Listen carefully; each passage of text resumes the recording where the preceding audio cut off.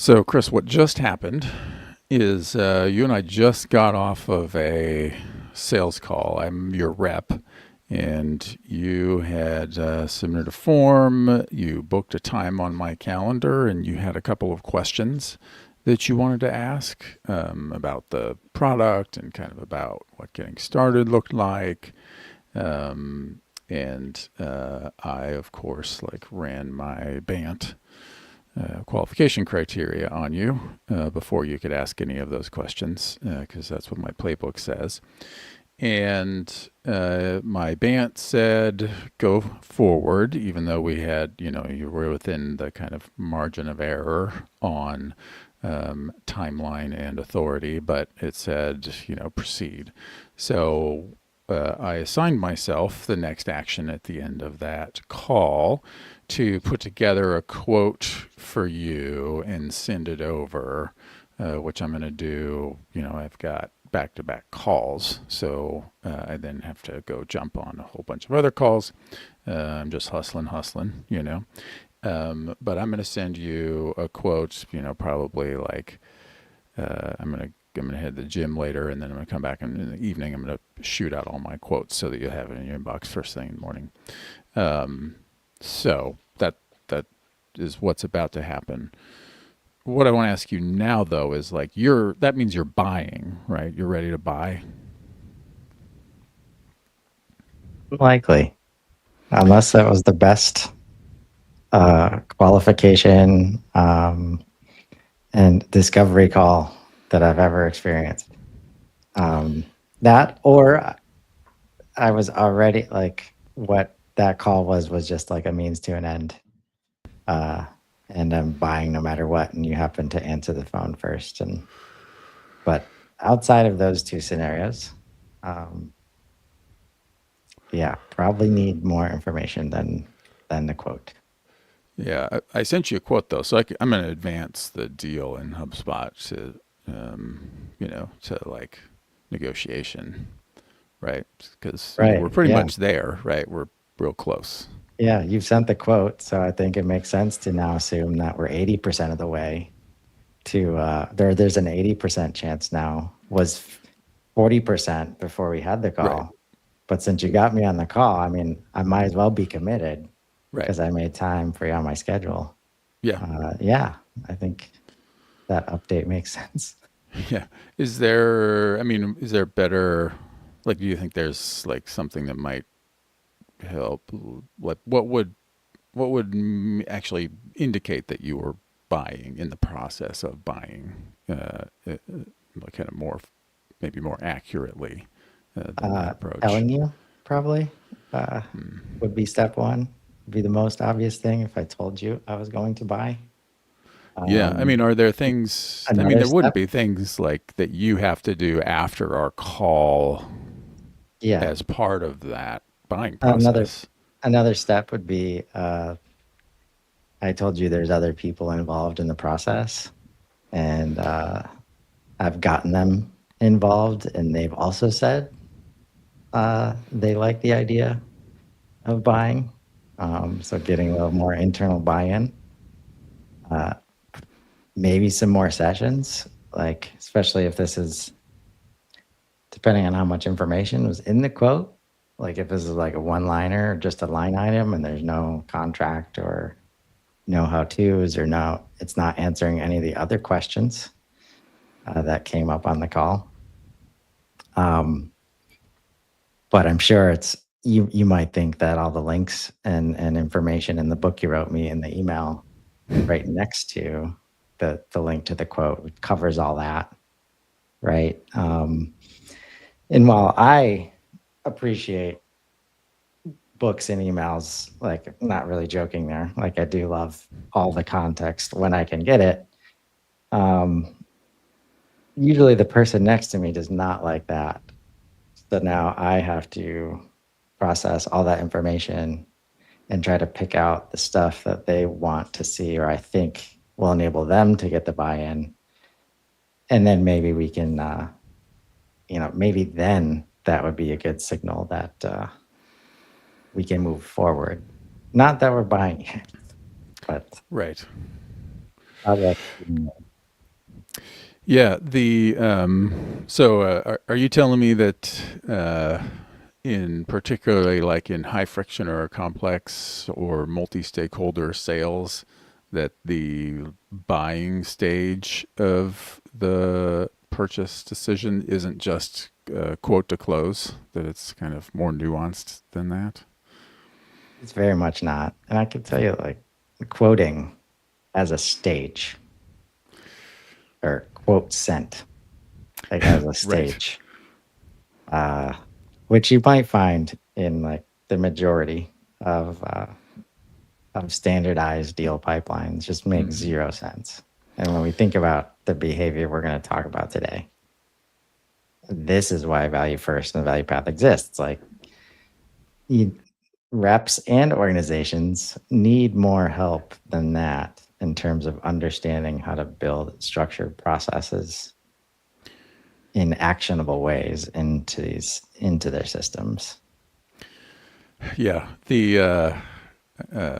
A great that your statement there, that quote sent or proposal sent or whatever stage of a pipeline not being an appropriate stage.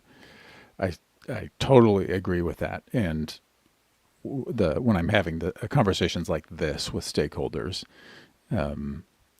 the way that I like to really put a point on that is by asking, so, you move a deal to quote sent or proposal sent when you generate your quote and send it over.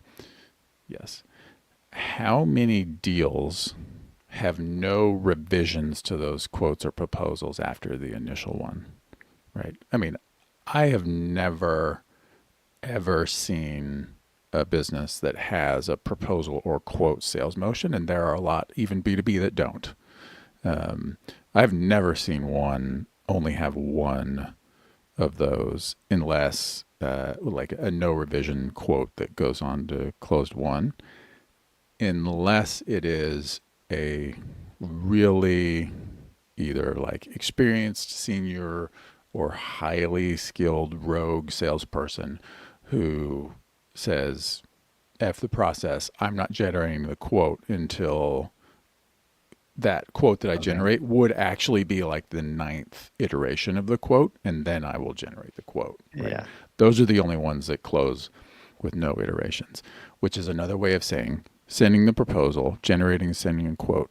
Those are tasks. They are not indications of the progress of a deal through the sales pipeline or the buyer's purchase decision. We present that, we make that a gate because mostly because we have fallen into this trap of using price sensitivity as a qualification factor, right?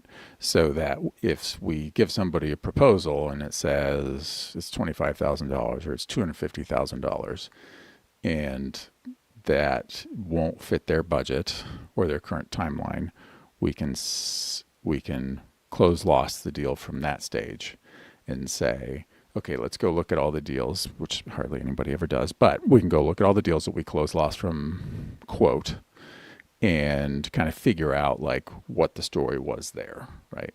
And spoiler, when you do go analyze those, it's not pricing because your pricing is so close to your competitors, and you probably didn't properly qualify that pricing conversation before sending the quote over, right? It's pricing is always like citing price as a close loss reason is always a proxy for something else. Because if I could buy £100 bar of gold for $1, I'll come up with the dollar, no matter how little I have, right? But anything else, like the value, whatever, those are the actual reasons, right? And so that's why we break this down and try to think like, okay, so when we give somebody a quote, they are now actively buying, right? Or which leads to, well, as soon as we give somebody a quote, we can treat them like they're actively buying and transition our focus in the sales process. Yeah. Yeah. And that's often why, like that situation you described, I was going to go there too. Like you don't see it in the system until everything has already happened. And now we're just using the system because we have to, Right. basically. Um, and the thought of having done those 9 iterations inside of the system was probably like a worst nightmare, for the salesperson, Yeah. right? And this is where like what we're trying to do with this series like this is help people systematize this stuff because the technology is there to actually make that really, really easy. And when you do it there, leverage that information that you're getting, from those iterations to make the process better, to be able to action in the way that we're suggesting you should right now in Right. terms of being able to sense when, oh, why did I have to, like, either why did I have to make that iteration on the quote to add in the technical detail that we always have to add whenever this Right. kind of person is involved. Um, or C, like, all right, 10 times we've made this kind of change when the CTO is involved. So now we have a different quote template that when a CTO is involved, that process gets better. They don't have to iterate with us Right. 5 times, which often kills deals. Like this relates to the concept that like the difference between quotes and proposals kind of, right? Like, and thinking that Sure. you're done selling at the time you get to send this, right? It might be the most important marketing collateral that exists in your organization, right? Yes, Like you're and not done yet. nobody thinks of it Still, that way, right? right. Nobody. The trap again. It's such a good point the way that you articulated that. Everybody thinks of the quote as the first quote or proposal. It's like, okay, I'm gonna, I figured out how many seats you need and which add-ons you need and all the bells and whistles. I'm gonna include the undercoating and whatever else in the initial quote because I'm trying to anchor high, and you know, later we're going to have to add integrations or whatever, or they're going to be like, can you do it for $99 a seat instead of 149, and we're going to revise and blah blah blah. And we treat it like negotiation, or like just honing in. Like when we get the quote right, they'll buy, but it is very much like uh, when you divide your org between marketing and sales, okay, it's sales collateral, sure, whatever, that's fine. But if you think of marketing as trying to meet people where they are, to give them what they need to feel empowered to make the best decision using the information that they have, and that the acknowledgement that there is an emotional component to all of those decisions, no matter how much you think B2B sales are coldly logical, it is absolutely a piece of marketing criteria, especially if you recognize that marketing collateral, sorry, I meant to say, is collateral that speaks when you're not in the room. And that proposal, when that person takes it to a technical buyer or approver, or financial buyer or approver, or their boss or their colleague or whatever, has to, it's why sales has so many conversations around like, can you modify this deck for me by 15 minutes from now so that I can send it over to the prospect that I'm talking to, is because that person is getting this information with no context, right? It might as well be like they are coming cold to your homepage and just seeing pricing, right? Um, like that kind of interaction with your brand, with your selling process, doesn't end just because you've advanced the deal to proposal sent or to negotiation. Yeah. As much as we wish it did. Right. And like, and what you're also, and we're probably describing things I think that most salespeople, not most, many would say, well, that stuff's out of my control, right? Like Like if they've got to get the buy-in, that's, and there's actually like, this is I don't know if it's hidden, but like one of the primary benefits of the value path and the staging is to know exactly where somebody is so that you can use the right resources, in that stage proactively, right? Yes. So I'm going to share my screen Yeah. because I actually have, I Yeah, think, that's something great. worthwhile. And while you're pulling that up, I will say that, in I don't know if it's most or many reps, but I know a lot of reps, whether they're SDRs, reps, account managers, whatever, they actually do know this intuitively, right? And they have developed tools that marketing does not participate in to solve this, right? Like the I'm trying to remember the naming of it, but the approach is like the internal business case where you don't send recap emails, but what you do is create a deliverable written in the voice of your champion of like why this product, why now, here's what it solves, so that they don't have to do the interpretation work or give a branded deck which feels salesy or whatever, but it's like you give them a Google Doc that reads like they wrote it, that speaks to every single specific thing that they have been asking about or struggling with, so that they essentially, you have built them the thing that they will carry into the meeting, right? That reps, just from a like survival of the fittest standpoint, will discover the solutions that work the based on the buyers that they are interacting with. On to that end, like what they just don't have is like shared methodology and naming that they can collaborate with other people in the organization who are not in their chair. Yeah. Um, yeah, so much happens reactively, and like the slides that get made and all the messaging that starts to change over time as, you know, the intuitive salespeople do know, like, okay, I just heard this. That means I need to send this exact thing worded in this exact way. Um, and again, when we can bring some of that stuff into the system, marketing team can easily support that and often better support that, at least from a consistency perspective. And that's when, like, so when we can get away from the usual stages of demo and quote and like activity based things to, uh, I'm curious for your thoughts here because I first experienced this. Like, this was like the first time I wanted to think about things differently. And the person I was working with at the time agreed.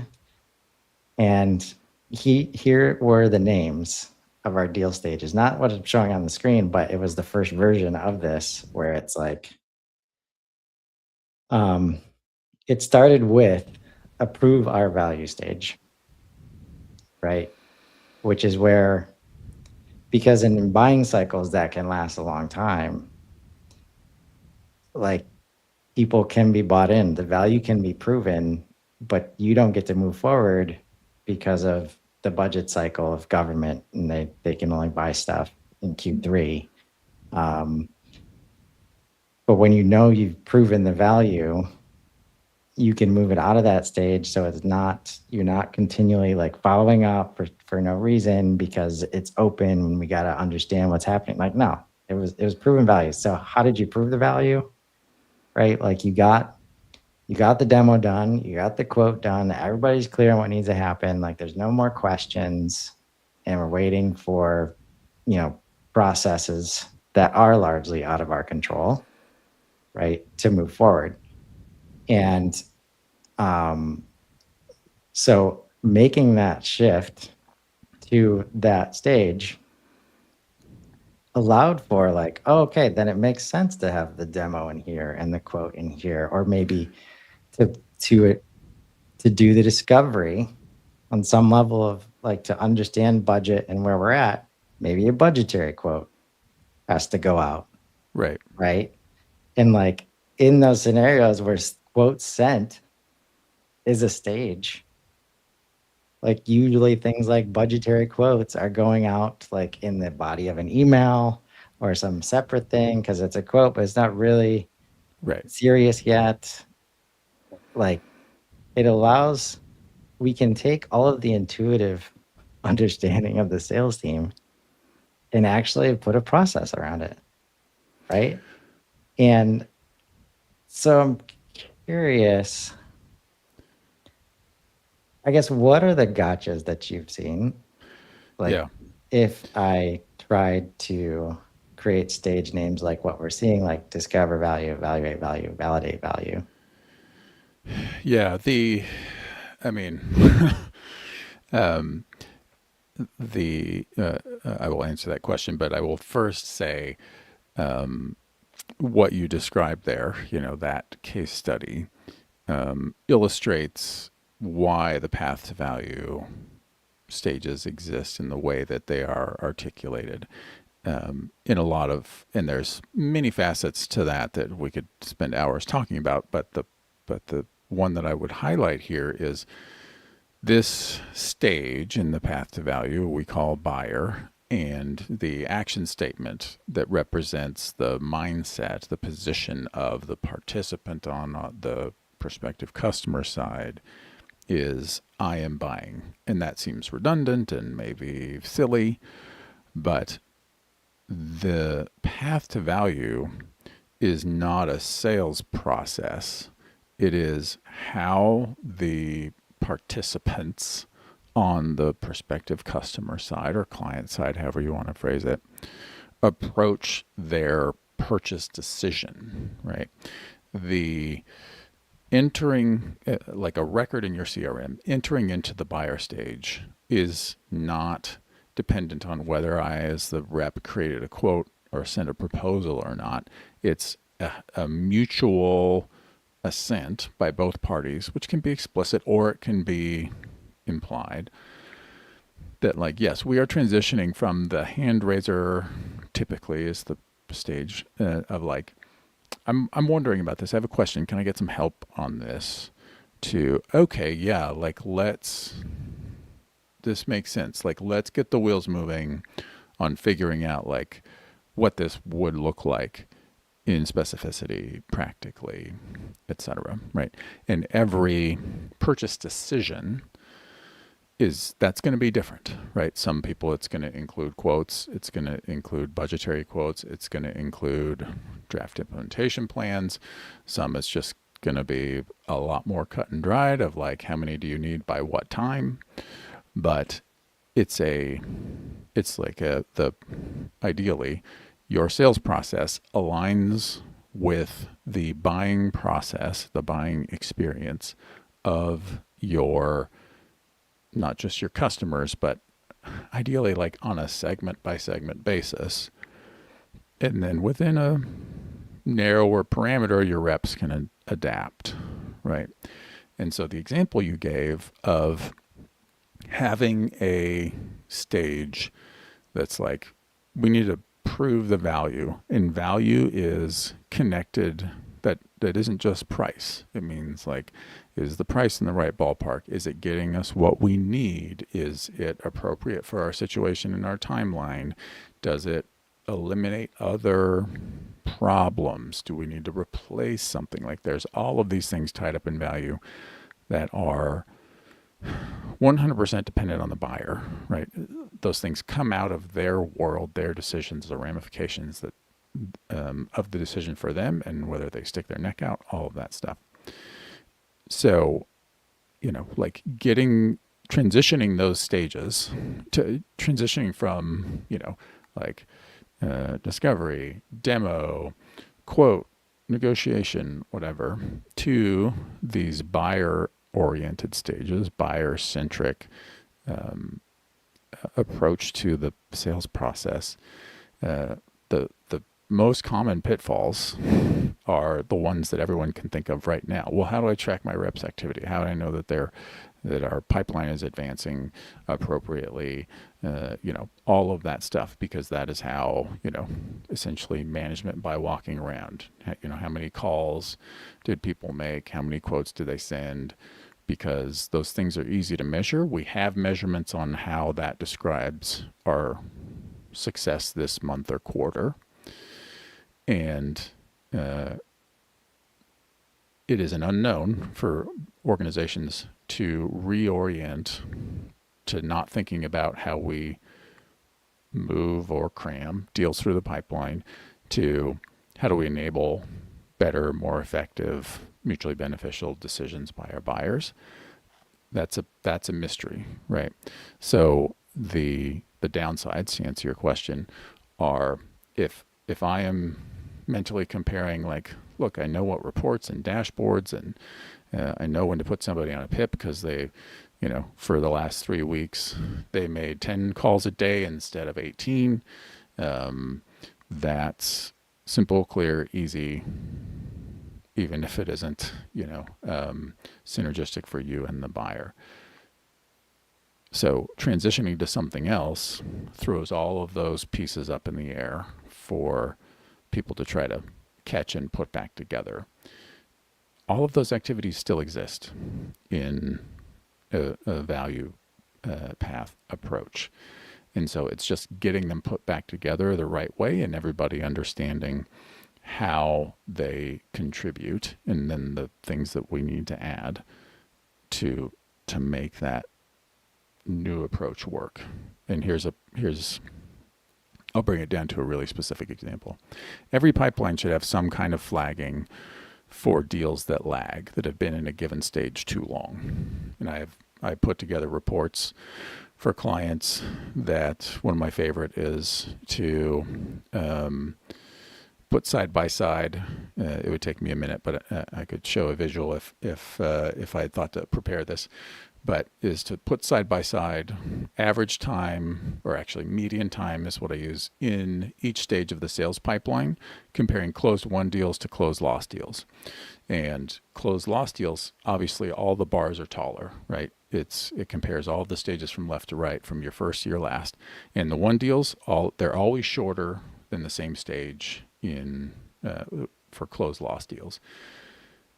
Because, when things are humming and we know what's going on, we've got a good fit, the deals move right through. But a lot of organizations don't look at that data to know, in the third stage of the pipeline or whatever, if we're going to close a deal, it's probably going to be there for 12 days. And so the lost version of that stage, you look at it and it's like, oh, the deals that we close lost spend an average of 45 days there, right? Like, that's a valid measurement of what's going on in your sales pipeline. And that should still exist if you transition to a value path approach where you're collaborating on value with your prospective customers. But you are going to have different stages of your pipeline. And I'm using this example because of the example that you brought. If structurally your business, the industry that you serve, all acquisition happens in Q3, there are deal stages that should have like a 12-month closed won ceiling. That doesn't mean that you want to, or that's the best way to manage your deals. But if somebody comes in this Q3 because they just went through an acquisition process with a competitor and they're like, well, we're signed on now for 12 months and that was a disaster. And so we are trying to figure out what to do. Your implementation in your CRM might be like, okay, we're going to go through our process, but this deal is going to be open for 12 months before we decide, because we have this annual cycle, whether we are going to close lost it or whether we're going to win the bid, right? That's like just one example of how you apply the same tracking methodology to both pipelines. To a traditional breakdown, we just track activity and we don't really care whether we're creating value for prospects or not, versus we are collaborating with them to create value even during the buying process, right? Yeah. That collaboration, right? Like, oh man. Like it's easy to put your hands up and say like, oh, that's their process, like their buying process. We don't have control over that. It's amazing how much control you actually do have. Like when you understand how their process works. And Right. the thing is, it's largely sales by themselves cannot support most of those other things, right? It could be marketing collateral and videos about how the product actually works. It could be installation of test units where you got to get the whole operations team involved in proving it on site for them to take a next step. Sometimes that represents additional revenue for an organization too. Right. And when you think of deal stages of just what a salesperson has to do, right? We either have to do that stuff all outside of the system, or we build these crazy 20-stage like deal processes because we know we've got to get purchasing involved, we got to get shipping involved. So Right. did they do the checklist they needed to do? And that's often the reason I think like why, there's such a lack of visibility here. And I pulled up the first version of this because I think what you're getting at is, and again, the complexity has always been there in terms of what teams need to do Yes. internally to serve this, right? But since we're used to working together in offices, and the fastest way to communicate is by talking to each other and watching body language and like all this stuff that's very hard to systematize and put into digital surfaces, right? And when I rail against things like keep it simple, when we're talking about complex processes, anybody who's even tried to keep it simple usually is trying to keep it simple in the wrong place, Right. right? Or what they mean is be reductive, right? Like Right, the keep it simple, like keep it to 5 steps. And what they mean is like, well, there's these 9 steps. So let's just make those 9 steps step 3. Right. And it's like, right, well, okay. I mean, sure. But something that, some seasoning that I would put on those statements that you made is like, the complexity has always been there, and you said that either they overreact by creating these like massive, you know, pipelines, sales processes, things like that. The other reaction is like, oh, well, that just all that stuff is invisible and it's maintained using the notes, an overwritten notes field on the deal, or uh, the sales rep is keeping it in their head and emailing people or slacking them or whatever, right? And so the we're going to install test units, or we're going to bring them in for a visit, or we're going to do a sandbox, or we're going to do 100 unit samples or something like that. That stuff all, you know, doesn't get surfaced because they haven't been given affordances to do it. Meaning like the CRM isn't set up properly to be able to do it easily, or there just isn't, there's no integration or whatever. There's a million reasons that stuff has been hidden. And it's like, the ninth time that a rep goes to their manager and is like, hey, can I get a sign off on a sandbox for this? And the manager has to be like, how many seats, like industry, like give me, I have to fill this form out. And at some point they're like, oh gee, forget it. Like I'm just going to, you don't have to ask me for sandboxes anymore. Just go get it from sales, right? They're going outside of the quote process for doing that. And, nobody's got time to track all that. But if we should and can, I would argue now, make all of that stuff simple, easy, automatic, or simpler, easier, more automatic than it used to be. well, we have the technology and we have help from AI now that can That's help what I mean. us, Yeah.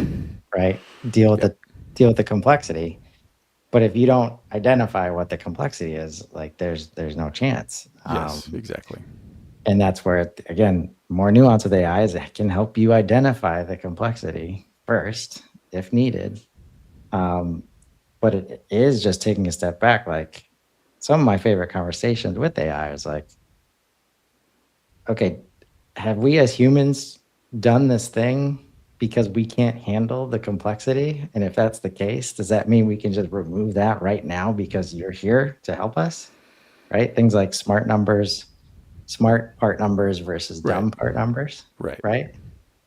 And those are the things that when we can identify those and understand that a buyer has to give that to somebody else in the organization. And if it just has a dumb part number on it, there's not a lot of other information on the quote. And then they've got to read the description and they've got to, maybe they're Googling what the part number means, right? Right. If they really want it, usually if they don't, they're like, oh, I got to do a lot more work to understand what's happening, right?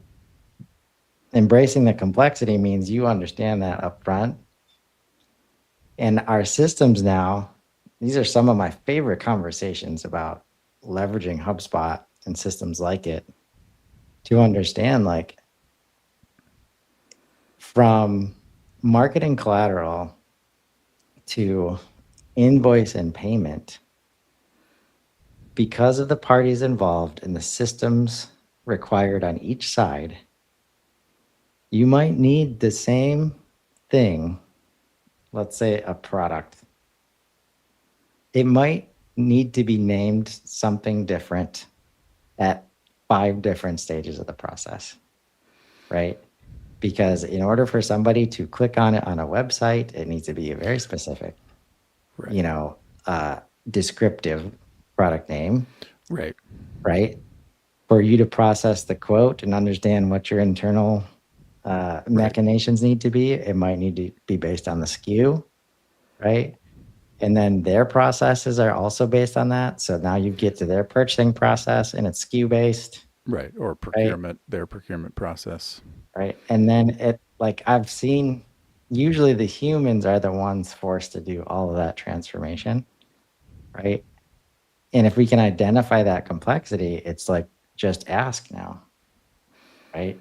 And when we, like, the naming conventions conversation around this stuff, it's so hard not to get tool specific in these conversations, man. Yeah. That I think that the takeaway is like, please embrace the complexity. And then the simplification is coming from the words that you use, right? And that's really a big part of the value path and what we're seeing resonate. It doesn't get rid of the nuance, but when you can say somebody's in the position and they say, I am buying, right? And that there's 4 other people around them that you need to get also saying that, right? But they can't be buying from you as the salesperson, right? And we use these, like, this is why this stuff has always been verbally successful, but not system successful, right? Because on the other side, like if we're on the same team and I'm like, hey, Oaks, I think this is a really good idea. Here's why. Here's the benefits. Here's the collateral if you need to see it. And you might say, you know what? I'm buying what you're selling, Chris. Like, we'll just say things like that. I'm not the person selling the product, right? Right. But I'm trying to convince you of something. And that's where, when we can use phrases like that, when we're already using that in our natural vernacular, it's not far-fetched to think, I need to get you saying that I am buying, right? Right. But when you interpret that to mean, and this is the part where it's like, where we think it's out of our control, it's like, oh, so I need to do a demo with Oaks then too? It's like, no, Oaks doesn't want a demo. Okay, Right. well, I have no control over whether Oaks is buying or not. It's like, no, like, did you give me the resources I need to show Right. up and get time at the meeting where the CEO said I was going to be on the agenda? And did we use enough, like, are they buying enough to where I'm not going to get knocked off the agenda because I'm not, I've just heard that so many times. We're like, all right, I guess we'll get him at the next call to try to get the buy-in there, right? And we're just waiting for CEO buy-in. Sorry, sales manager, Yeah. we can't make this go any faster. And then because we don't think we have control there, what do? We're like, all right, well, just put it on the buyer or put it on, the champion. If they can't get it, we're gonna close it. We're gonna close the last one because our Right. system says it can't be open that long. Right. Yeah. And I mean, for that's a great illustration of that. Like, it's why value path is oriented from the perspective of the buyer. And we haven't started getting in next week. We will start getting into some of the stages where they are more likely to shift based on the company or the buying process, like be at different places in the experience of the buyer. But that, if you everybody knows that that you might multi-thread, or there are multiple stakeholders in some of these higher friction multi-stakeholder decisions. Obviously, like in B2B, you kind of by definition have more than one buyer, but spoiler, in B2C, you often have more than one buyer too, unless it's just like toothpaste. But even then, a lot Yeah. of people are buying toothpaste for their partners. That's a multi-stakeholder purchase. It's low My wife leverage, just but got back from Colombia, and I'm reminded that I'm not the only buyer involved yes, in some of these decisions that I've made while yeah, she was gone. yes, you made some purchases while she was gone.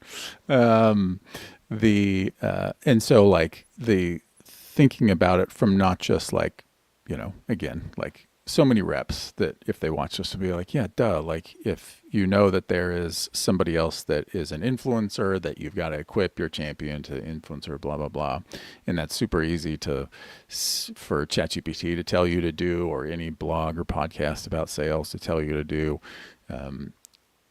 It's like where the rubber meets the road, right? And that's like, how do you actually put that in practice in the way that your prospective customers are buying, right? That's what we're talking about here, and recognizing that calling somebody else an influencer of a decision is a good tag or association label to put on them in the deal or opportunity in your CRM, but that doesn't equip the team to generalize that for you to get AI leverage, for you to take those learnings into marketing, just based on like, oh, well, we have influencers and we know their job title.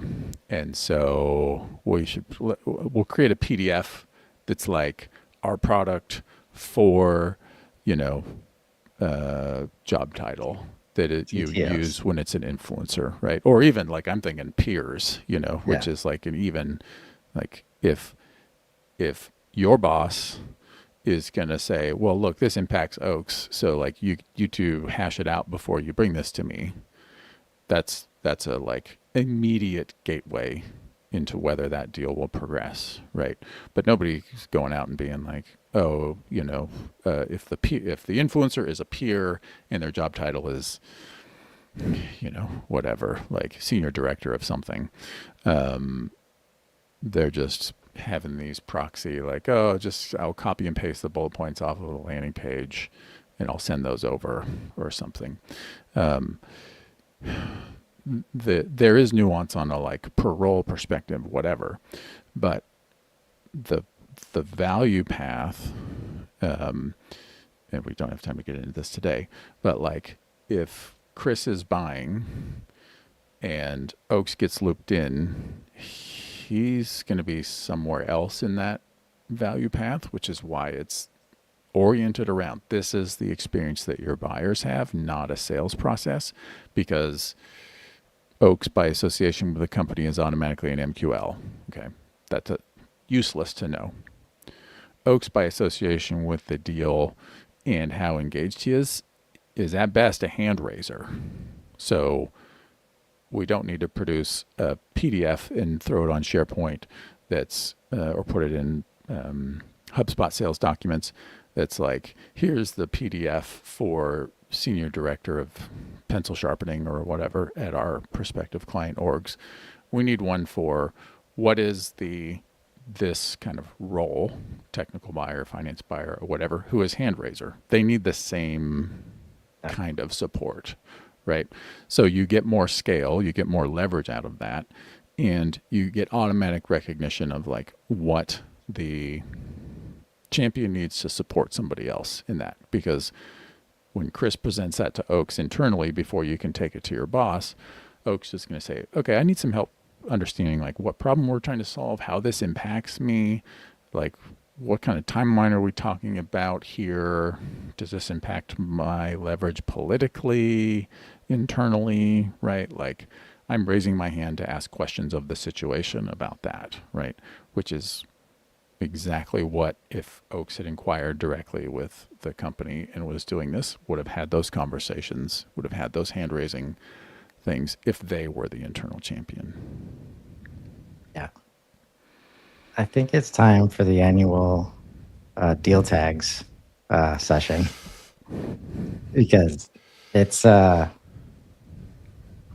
it's so complex, but like if you handle it in the design of the system and you have systems capable of doing it, right? Uh,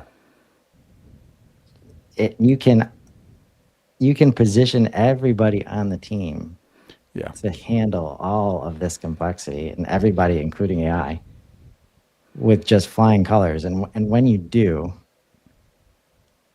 there like there's so much value to be generated, both Yeah, for for the sure. buyers and the internal team, Yeah. right? The we could you want to schedule an 8 hour all day Oaks talks about deal tags because I will do that. Don't tempt me. It's You a know that terrible I might idea. take you up on it. It's too long, but yeah, You can have this visibility in the you system, can. right? It's a lot simpler than you think. Like I described deal tags to a stakeholder last week as they take all of your complexity and roll it up into an easy visual, right? Like Yep. he was like, well, why don't we just use like a custom property here, an association, and like this? And I'm like, no, all we need is a deal tag. We can account for all of that with just a deal tag. And on a different org, I had rolled out. We were working on some AI stuff, and I set up some deal tags that were like they were milestone related, and they just had like a red, yellow, green based on AI analysis of a bunch of the context. And I just rolled out the deal tags without telling anybody. And the and seriously, it was just like it was red tag with red emoji dot, yellow tag with yellow emoji dot, green tag with green emoji dot, and the VP of sales messaged me in Slack a day and a half later and just said, "I love the tags." Right? I didn't explain them. I didn't tell anybody. We just used AI to recognize these milestone items and bloop bloop bloop flip the tags, and it was given their context, it was obvious what they meant. They figured it out without anybody explaining it to them, and they were like, I can just look at my pipeline now and I see where I need to go. Right? Yeah. Deal tags rule. Love it. They love it. And yeah, so I think we need to hit that before we move on to value creator. Because that'll help define like because I want to do what we did with hand raisers where it's like, okay, what does it mean? How do you equip your champion? Right. Yeah. We can handle that and show like the deal tags. It's like, okay, now you connect the dots and all of this stuff can be happening with much more ease than anybody expects. Yeah. And that's the kind of control you can apply, right? That we want to help you do. Next week is actually the Profoundly annual kickoff at the Yeah. time of our show. Yep. So we'll need to skip that. We can do it the week after. Yep. So the week after, on the 19th, we get our Yes. deal tag kickoff. I don't know if Deal that tags work. extravaganza. Yes. Because guess what? There's tags on all the other pipelines in the CRF now. So we're going to have some fun with that. Hopefully this was helpful. Just to give yourself permission, take a step back and, try to handle all of the relationships in a better way to put everybody involved in a better position, to be Yes. successful. So And think about not when you're ready to try to close the deal, but when you've got the indication from the buyer that they are entering into the I am now putting my ducks in a row to buy stage of their journey. yes. So we'll dive a little bit deeper next time. Until then, thanks so much, Oaks. Have a good week.